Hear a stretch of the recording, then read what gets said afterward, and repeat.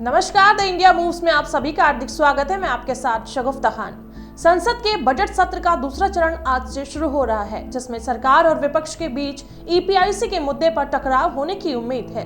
विपक्ष मतदाता सूची में कथित हेराफेरी, मणिपुर में हिंसा की ताजा घटना और परम प्रशासन से निपटने में भारत के रुख जैसे मुद्दों को उठाने की योजना बना रहा है। सरकार का ध्यान अनुदान मांगों के लिए संसद की मंजूरी प्राप्त करने के साथ साथ बजट प्रक्रिया को पूरा करने, मणिपुर बजट के लिए अनुमोदन प्राप्त करने और वक्फ संशोधन विधेयक को पारित करने पर रहेगा।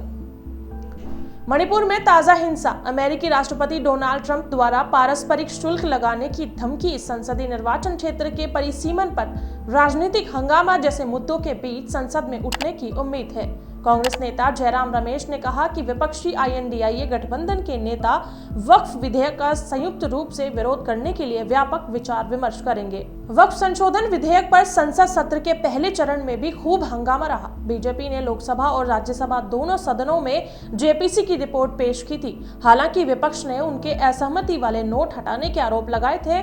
बजट सत्र के दूसरे चरण में सरकार की कोशिश वक्फ विधेयक को पारित करने की रहेगी। हालांकि विपक्ष कई मुद्दों को तवज्जो देने की पूरी तैयारी में है। इन मुद्दों में मणिपुर की हालिया हिंसा की घटना हो सकती है।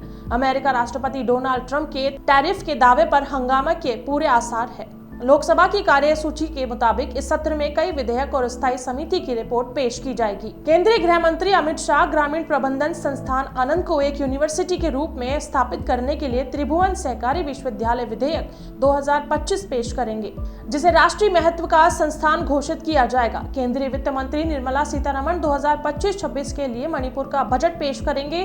केंद्रीय मंत्री सर्बानंद सोनोवाल बिल का लैंडिंग बिल 2024 को पेश करेंगे। राज्यसभा में कार्यसूची के मुताबिक अमित शाह मणिपुर में 13 फरवरी 2025 को राष्ट्रपति शासन लगाए जाने से जुड़े कागजात रखेंगे।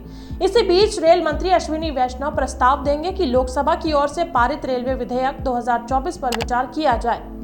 कांग्रेस ने अभी तक सत्र के लिए अपनी रणनीति पर कोई फैसला नहीं किया है। हालांकि कांग्रेस सांसद प्रियंका गांधी गृह मामलों पर स्थायी समिति की रिपोर्ट पेश करेंगी। उसके अलावा विपक्षी दल मतदाता सूची और परिसीमन के मुद्दे पर ध्यान केंद्रित करने की तैयारी कर रहे हैं। तृणमूल कांग्रेस चुनावी फोटो पहचान पत्र मुद्दे पर विस्तार से चर्चा चाहती है, जिसे हाल ही में पश्चिम बंगाल की मुख्यमंत्री ममता बनर्जी ने उठाया था। संसद के बजट सत्र का पहला भाग 31 जनवरी से 13 फरवरी तक चला। दूसरा भाग 10 मार्च से शुरू होकर 4 अप्रैल तक चलेगा।